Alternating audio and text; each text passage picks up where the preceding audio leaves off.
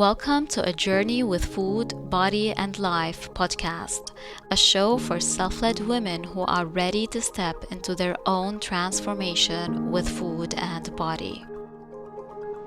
I am Haneen, a certified eating psychology coach and a mom of two.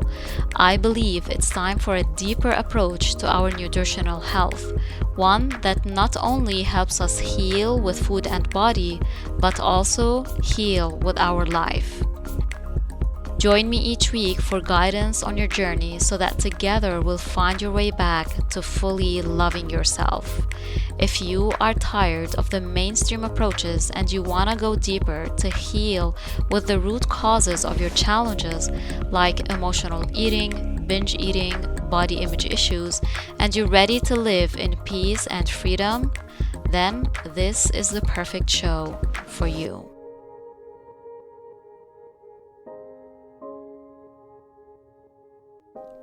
Hi there, and welcome to episode 2 of A Journey with Food, Body, and Life. This episode is a very special one to me and also very vulnerable because I am sharing with you my own healing journey and transformation with food and body. And let me tell you, the road has been bumpy, especially that growing up, I had a very bad relationship with food and body. And my aim out of this episode is not just to share my story, but also to inspire you and to be the evidence that healing is possible, not just for me, but also for you. All right, without further ado, let's dive in.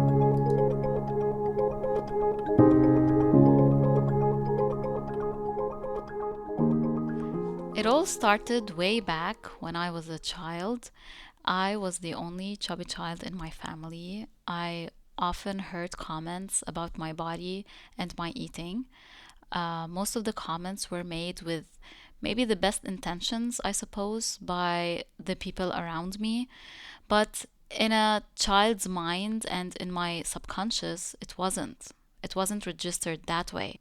And it happened really often, we can say, like on a daily basis. For example, if I'm eating a chocolate bar or a bag of chips, and then my mother would tell me that I need to stop eating because this is affecting my weight and how I look like, and all of these things. So, in a child's mind, these comments turn into limiting beliefs and turn into a negative relationship, not just with food, but with my body and with myself. And apart from the comments, I was always compared to my siblings, my relatives, and my peers for having fat thighs and a double chin, for eating too much, or for not looking like quote unquote normal kids my age. Because I guess in the eyes of the society, I was considered to be slightly overweight.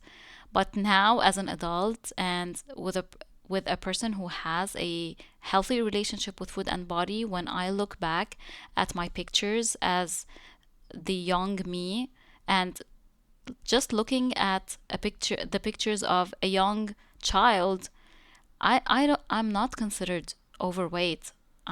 This is what my body wanted to be and where it wanted to be. But unfortunately, that's not what society used to perceive. And till this day, the society does not comprehend that bodies are different and it's okay to have a different body. And especially in my case, I didn't experience any health problems. Yet my body didn't fall under the acceptable one size fits all body shape that society agrees on, or that society projects upon young children. And because of that, I started picking up on that comparison and I started comparing myself to other kids my age. I remember one time, I'm not sure how old I was, maybe 12 years old. At my parents' house, we had this mini garden pool that we used just for decoration. We never really filled it and played in the pool. But, anyways, um, One time I was sitting at the edge of that pool and my cousin was sitting next to me. And I remember she was immersed in a conversation. She was talking and talking about something. But all I remember is that the whole time, instead of listening to her and being present in that conversation, I was completely absent. I was lost in my thoughts and I was fixated on how my thighs were huge compared to hers. I remember feeling so bad about myself and wishing I was like her. And I wished that I had skinnier thighs just like her. And I used to think that she is loved by everyone in the family because of how pretty and skinny she used to look. And just thinking about this particular incident, I feel so compassionate towards that little girl, that little Haneen that was going through that. And I'm not supposed to be going through that. Can you guys imagine all of this happening in the mind of a child? Instead of having the time of my life, enjoying my childhood and just being myself, the whole time I was lost in the comparison thoughts and how different my body was. And I'm sure you might have experienced or had experienced a similar situation or incident in your past. What I want you to tune into is just when you remember these thoughts, tune into what feelings are derived or are ignited inside you because of these thoughts or because of this incident. So for me yesterday, when I was thinking about mentioning this in this episode, I was laying in bed and I recalled this incident, and all of a sudden I imagined myself sitting next to Haneen the child. So the adult me was sitting next to her, and I just felt that I was hugging her and just reassuring that everything is gonna be okay. You don't know what's gonna come in the future and the places you are going to be. You are an eating psychology coach now. So I was like, reassuring her and telling her that it's okay to be different and I understand what you're going through and I totally agree with you that it sucks to be different, but also know that it's okay to be different and I'm here for you no matter what. And I just felt that that child in me was actually hugging me, and I felt so much peace, so much peace afterwards. And then I fell asleep, I guess. And in the morning when I woke up, I was like, oh, I definitely have to mention this in this episode because the power of healing, honestly, you guys, the power of healing is way beyond our what we can imagine. So just going back in down memory lane and being there with the child in me and reassuring her and telling her that everything is going to be okay and that I'm safe in my body regardless of what I think or other people tell me or what society assumes that is okay and not okay, and the comparison and all of these things, regardless of all of that, I am safe and I reached beautiful places I guess I wouldn't have reached if I didn't go through all of these things. And yeah, that was a side tangent, but okay, let's keep going. So, as I was growing older, it only spiraled to the worse and morphed into not just body image issues, but lack of self confidence. I also started dieting, and that led to emotional eating and binge eating during my teen years and early 20s. For me, body image issues led to believing that I need to change my body, which in return led to years and years of dieting. And again, once again, I'm pretty sure you might have experienced such a thing. For me, it started with body image issues, but for a lot of people, it starts with eating issues and maybe with dieting issues, and then it spirals to body image issues. And to me, I can't really count the number of times I went on a diet, restricting the calorie intake, pushing myself too hard that I would end up collapsing and hating myself. I didn't know back then that dieting is not the right answer. I truly believed that dieting is what is gonna help me become or morph my body and become acceptable by society. And the belief that was driving all of these issues and struggles with food and my body was that I'm loved and accepted by my peers, my loved ones, and by society only when I lost the weight and only when I belong to this one size fits all community where we have all the same body, we are skinny, we look perfect, we eat perfect, and all of these things. But the thing is, I never reached a place where I felt secure to be in my body, regardless of how much weight I lost. I always hated how my body looked like and how I approached food, even when I was in the acceptable range or normal range on the BMI. I never felt secure and safe in my body, and I always felt that I needed to lose more weight or I needed to do something else, go on a new diet or change my workout routine because I did not find what I was looking for even when I changed my body. And that's the thing, you guys, no matter what you do, as long as your approach to food and your body is coming out of hate and out of body shame, no matter what you do, you will never reach the happiness and the satisfaction with your body. And most of the time, it actually leads to body image issues, not just body image issues, it leads to eating disorders.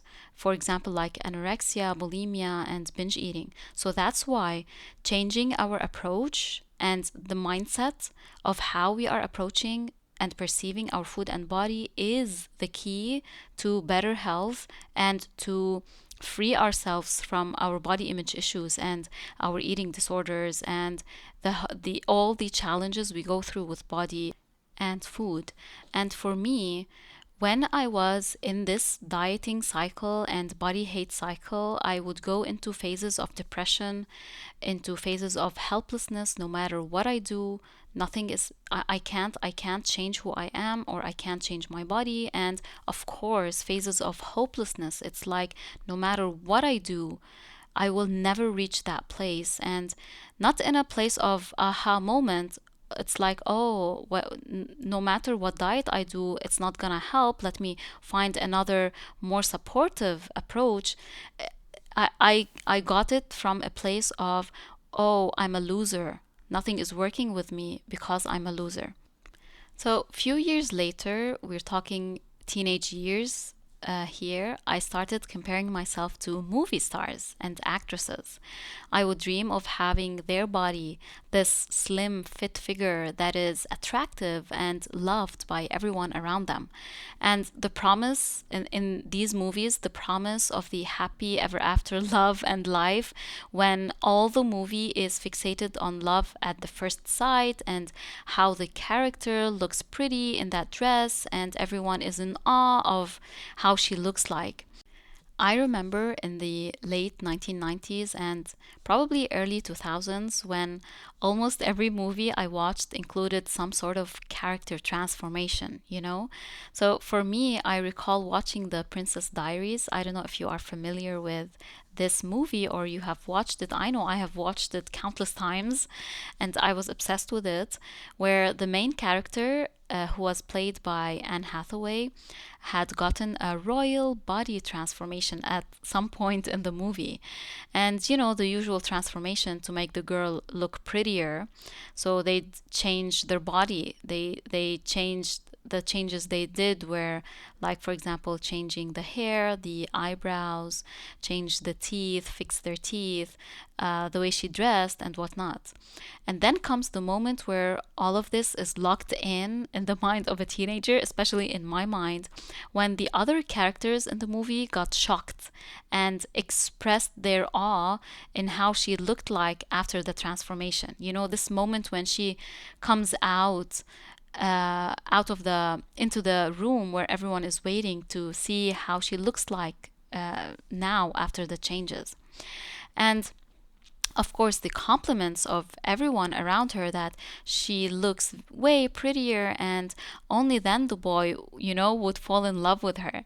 And the thing is, you guys, that we have been bombarded by so many huge misconceptions and stigmas and distorted reality of what a body should and shouldn't look like, and what life we are destined to live or to have because of how our body looked like in comparison to these beauty standards that are determined by the media and other influential industries. For example, the clothing industry and the food industry, in addition to the media.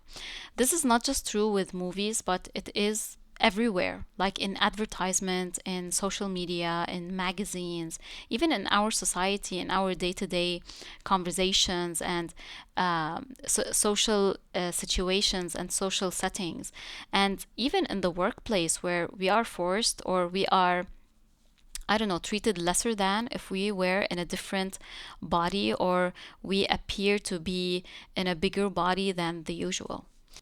And because of all of this conditioning that was happening in my life, another pattern I picked up on was how I was taking in positive comments from those around me.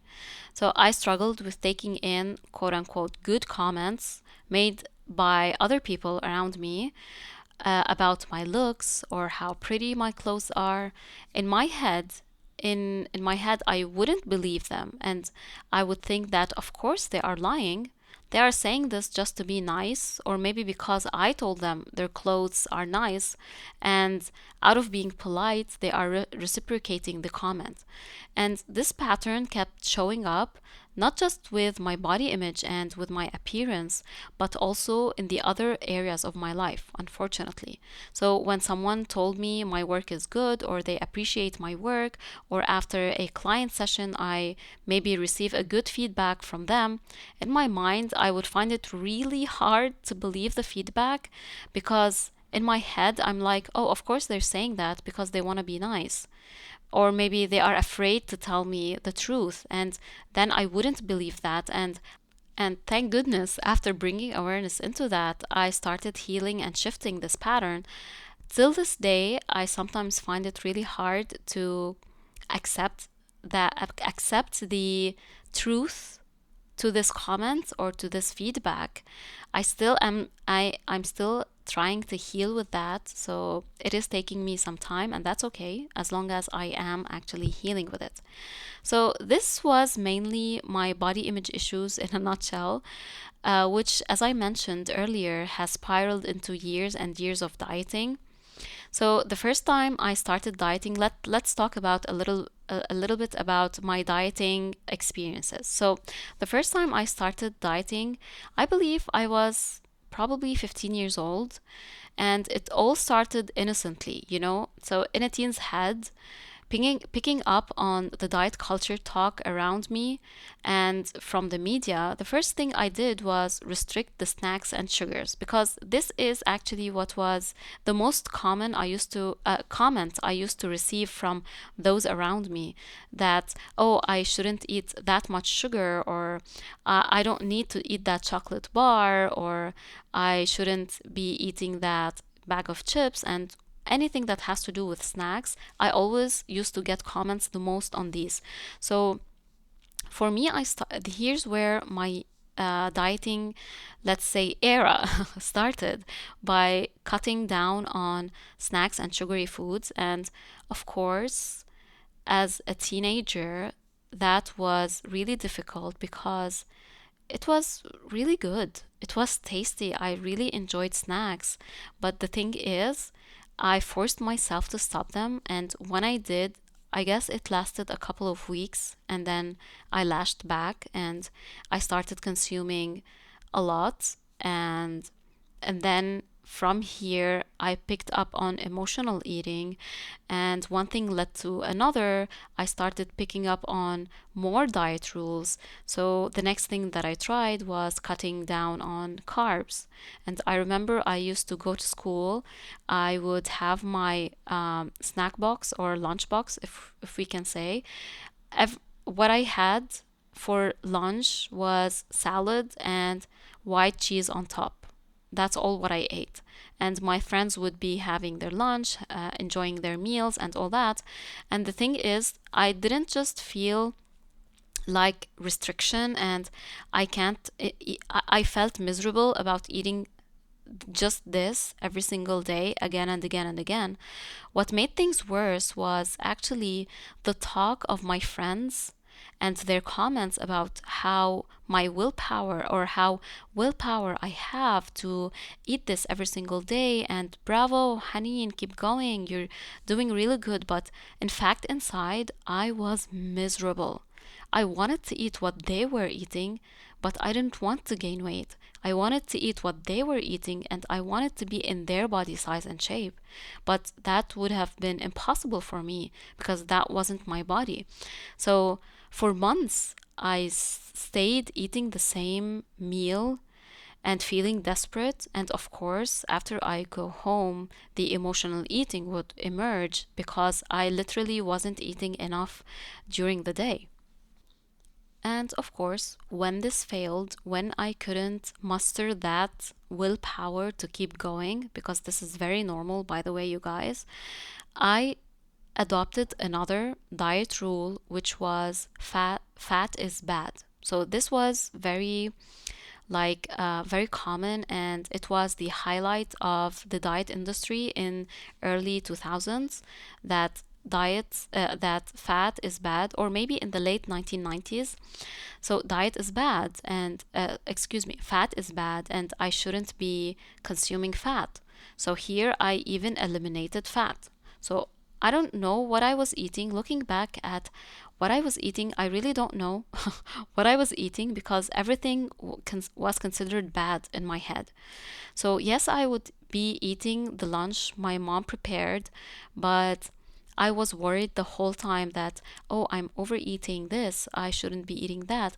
I wasn't very much into calorie counting at that age because I wasn't really aware of the concept of calorie counting, thank goodness. I'm really grateful that I wasn't aware of that, because maybe it would have made things worse for me, and maybe it would have turned into an eating disorder. And of course, after that failing, I wanted a new thing. I was looking for the new thing that will help me lose the weight or maintain the weight I lost. And I remember I started a gym membership. So I was going to the gym. I actually, at the beginning, I actually enjoyed it. It was fun. But then I got into my head and I was like, oh, I lost a lot of weight. Let me exercise more. And, you know, uh, because I'm exercising, oh, let me get back on a new diet so that I can lose more weight. So, and that's what I did. And I remember the summer of probably 2008, I was on a very strict diet and I was working out like a mad person. And then when school started and I entered the last year of school, grade 12, I remember I was in a different body. It's like I achieved what I wanted to achieve, but in fact, of course, I was miserable inside, and I didn't want to admit it because I was afraid to lose the momentum or to lash back and stop the whole thing. And I remember during the first day when when we were gathered and then the bell rang and everyone was going to their classes. In my school, we used to stand in line, so every class stand in their line in the playground, and then one class at a time would go up the stairs and go to their classroom. So when our class, it was the time for our class. It actually, we were the first one to go up the stairs because we are grade 12, so we are the last the last grade, and then we were the first to go up the stairs. And I remember my math teacher, who was standing next to our class, and she was standing in front of everyone. And as we were moving to enter the building and go up the stairs, she was like, she made a sudden comment and she was like, oh, Haneen, you lost a lot of weight.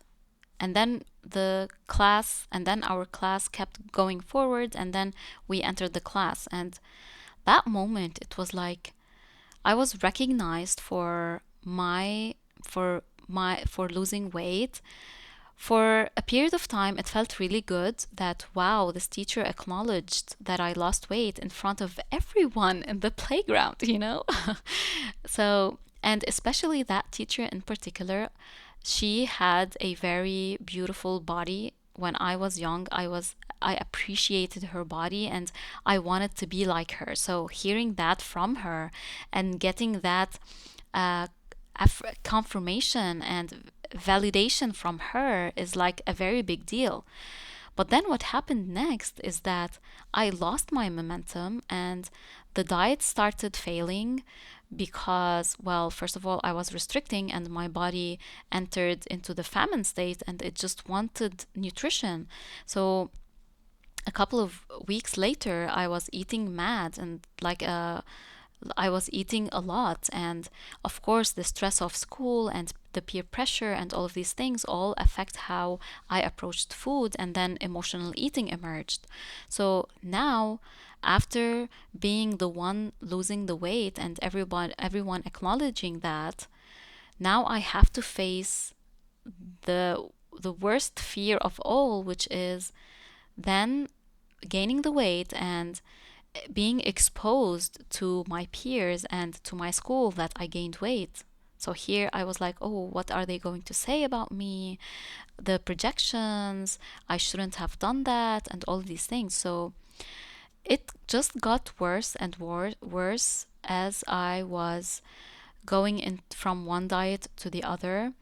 And that was during my teen years. When I entered my 20s, and I got pregnant with my first daughter, I wanted to lose the weight immediately. So I went on a very harsh diet. And I remember was feeling dizzy the whole time. And the diets that I was going on really affected my energy, and I wasn't showing up as I wanted to with my daughter, especially at the beginning phase of a baby. It's like I need all the energy. I need all the power to show up and to be with my daughter. So yeah, that was a very difficult period for me. And then I got pregnant with my second daughter, and after delivering her, weight loss was really hard. I struggled with weight. Whatever I did, I never was able to shed a pound, you know? So I tried so many diets. I tried so many things. I was in stress state the whole time. I was so anxious. Plus, I wasn't sleeping well. My nourishment was really bad. I had two toddlers with me at home, and no matter what I did, honestly, no matter what I did, whatever diet I was experimenting with or I was implementing didn't last more than 2 weeks. And that was shocking to me. I was like, what the heck? It used to last a couple of months. I would see results, and then I would think that my willpower is bad. That's why the diet failed, or in my head, I would be like, I failed. So then I would go on another diet. But after delivering my second baby, no matter what I did, the diet did not last more than 2 weeks. And here I started experimenting with paleo, I think, and I cut down on carbs and anything that has to do with carbs, and I was feeling miserable. I was feeling that was the worst period of my life, honestly, because I was physically drained. I didn't know how to manage my kids. My energy was very bad. My body was very weak, and I was forcing it to also exercise more than what it can take. And here is when I hit rock bottom and I went into a depressive episode. And I don't know how, I don't know what happened. I think I was Googling my emotions in regards to my body, and then I came across the Institute for the Psychology of Eating. And then I was like, oh, wow, this is something that never I never thought about, and I was so drawn to their philosophy, and I was in awe of everything Mark David was saying. He was the founder, and he is still the founder of the Institute for the Psychology of Eating. And when I heard him talking, I was like chills all over my body, you know? And I was like, what the heck is this? This is a new paradigm to health and wellness that I was completely not aware of. And of course, at first, yes, I was in awe, but also I was in doubt. It's like, well, is this really true that diets do not work? Is it really true that I should stop dieting? Is it really true that I need to listen to my body and listen to my cravings and all of these things? So it took me a couple of years, I think from the age of 25 to the age of maybe 28. So it took me around 3 years to be fully convinced that eating psychology was what is going to help me and what was going to take me out of my misery. And here I remember I purchased their program, How to Transform My Relationship with Food and Body, and it was really helpful. I enjoyed it a lot, and I was eager to learn more. So I also bought Mark David's books, and I read them and I loved them, and they were very helpful. And for some time, during that time, as I was working on myself and getting really inspired by this work and the nature of this work, I started talking to people about it. And not from a place of, oh, let me help you. I was just sharing my interest, and I was sharing the things that I was experimenting with and the things that I was learning. So that was with my mother and my sister and my neighbor and my friends. And as I was sharing with them, they also got inspired and wanted to know more about this work. And as I was sharing more, I truly felt that this is what I want to be doing. This is really good. And as I started my healing journey, starting from, I don't want to say the age of 25, because the age of the when I was from the age of 25 till 28, it was like more of an awareness phase for me. I didn't necessarily heal, but it took me 3 years to get back in touch, get back in touch with my body, and to fully be convinced that eating psychology and the approach of eating psychology is what I needed. So here I started my healing journey in, let's say, from the age of 28 with the program and working on myself and all of these things. And then I was like, oh wow, I feel it in my heart that this is what I want to be doing. I felt that this is, I'm so compassionate about it, and my intuition kept telling me that go for the certificate, get certified. So the first time I tried to apply to get certified, I was so scared because I never made such an investment, and I was so scared to enter this era. I'm like, how can I be certified when I am not fully healed and I am still struggling with emotional eating and binge eating and with my body image issues? Yes, it wasn't like before, but the struggles were still there. So it took me a couple of months to realize that I do not need to be fully healed before getting the certificate. I can actually heal as I am taking the certificate. And in fact, it was really so powerful because I witnessed my own evolution as I was learning uh, about the certificate and when I was in the certificate program. So I didn't enter the program back then, but I entered it later in 2020. So I wanted to go for it in 2019, but I didn't. I went into it in 2020. I mustered my courage, and the day I decided to go for it, I will never forget that day because my intuition was so high.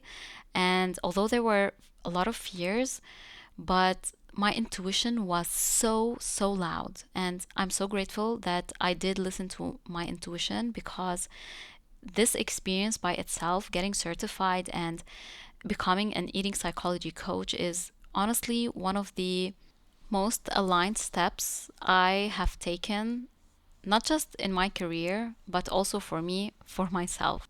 So, yeah, with all of this, I was able to reach a place with food and body where it was safe for me to eat.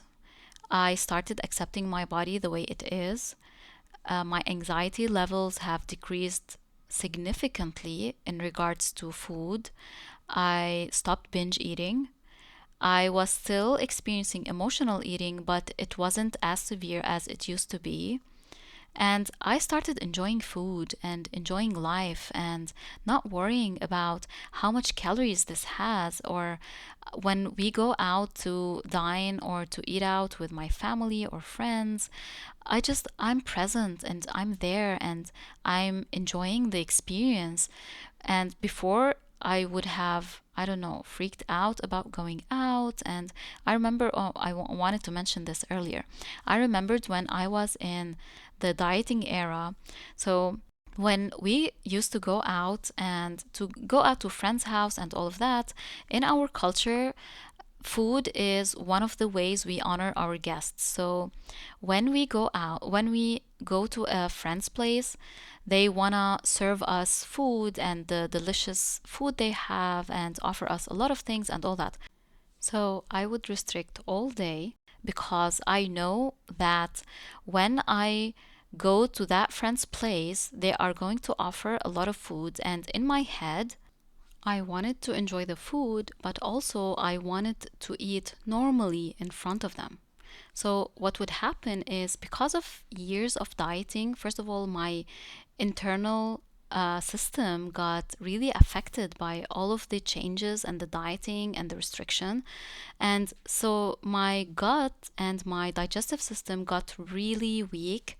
So anything that I eat, especially if I am eating it in a stressed state or I'm eating it really fast, it directly affects my digestive system.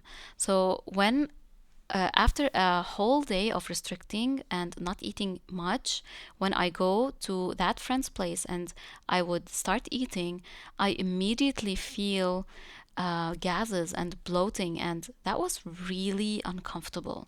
Like, I remember years of sitting at friends' houses, or maybe visitors come to our house, and then I just want them to leave because I just want to go to the bathroom and empty everything that's happening inside of me, the gases, the bloating, and all of these things. So it was years of discomfort in my body, not just hunger wise and fullness wise and overeating and feeling stuffed, but also it turned into digestive issues and digestive complaints. So after healing my relationship with food and body, I rarely do feel any digestive complaint these days.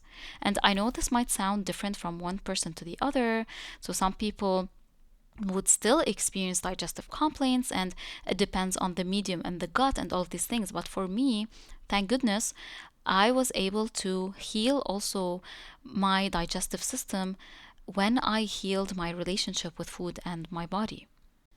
So, anyways, after getting certified, I entered the business world, and with that, a lot of body image issues surfaced again, or maybe I wasn't aware that they were there, but they emerged as I entered the business space, especially with Instagram, where I want to show up and talk about things, and I'm exposing my face and exposing my body. So a lot of limiting beliefs emerged, and worry about what other people are going to think. And especially for me, because I am in the health and wellness space, not just in the business space, it's like the projections of other people of what a good coach is depending on how they look like from the outside. It's like, oh, but okay, your information are great, your expertise is really good and on point and helpful, but why are you in such a body, or why are you in this body shape or body size or body weight?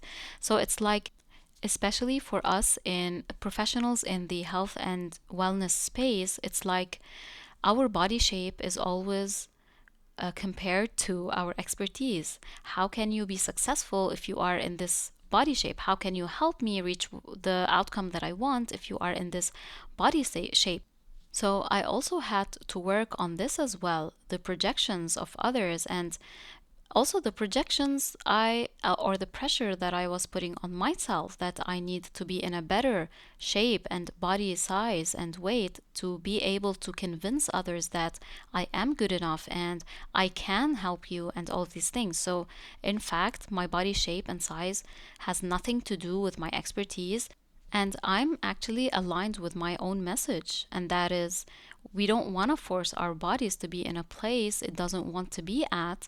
All we need to do is heal with our body image, with our eating experiences, with building a healthy relationship with food, healing with emotional eating and binge eating and all of these things. And then the body by itself is going to go to the place where it feels best to be at, whether it is weight gain or weight loss. And sometimes the weight is not going to change. So it really depends on the body itself. And I was proof to other people that you don't need to change your body to have a healthy relationship with food and body.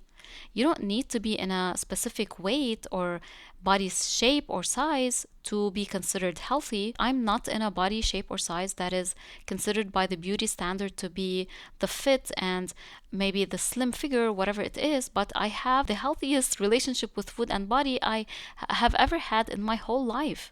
And in fact, when I was in a smaller body, I was at my worst health because I was deprived of nutrition.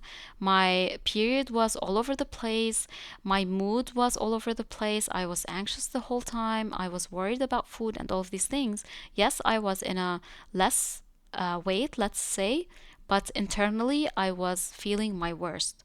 So again, I am proof that body shape and size doesn't really matter.